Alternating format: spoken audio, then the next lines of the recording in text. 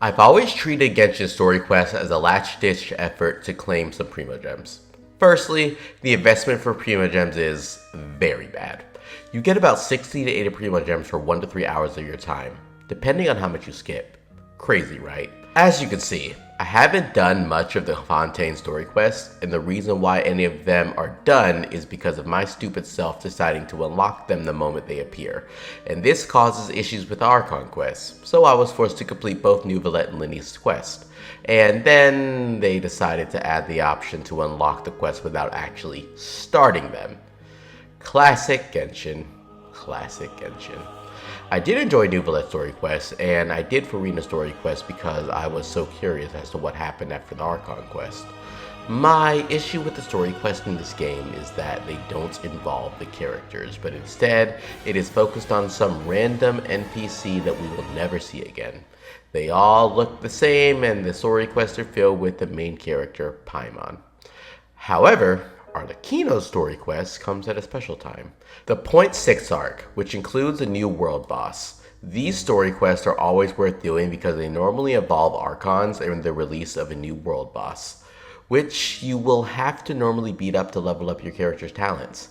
Thankfully, Hoyo added another option so you don't actually have to do the quest. Another classic Hoyo moment. But let's move on from this point. We are entering spoiler territory if that wasn't obvious before, so you have been warned. Arlecchino's story quest is about the House of the Hearth, through and through. This sets a good precedence because we have Linny, Lynette, and Fremine.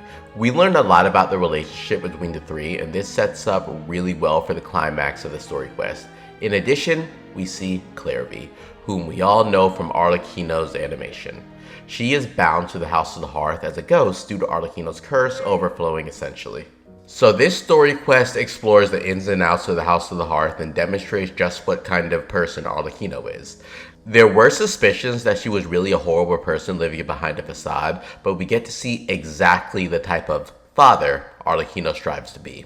We also learn just what type of place the House of the Hearth is. This is an example of a great story quest because we are learning about the world instead of going on some side quest that just gets forgotten. I've had these questions about the House of the Hearth, and I am glad that I finally got some answers. There isn't a whole lot of wasted time either in this quest, and Ether speaks. Is this really what you want to do? Or Lumine, in your case. You know it's peak Genshin content when the main character speaks. I know a major issue people are having with the story quest and that they spoiled the entire subplot in Arlecchino's shorts animation, but I for one think it was a good thing. I was happy to know what happened beforehand and was ready to see the exact timeline of events and explore what happened after the fact. I feel this could have been improved upon by using the short animation during the story quest rather than just explaining everything word for word, but we all know Hoyo is very bad at the whole show, don't tell thing.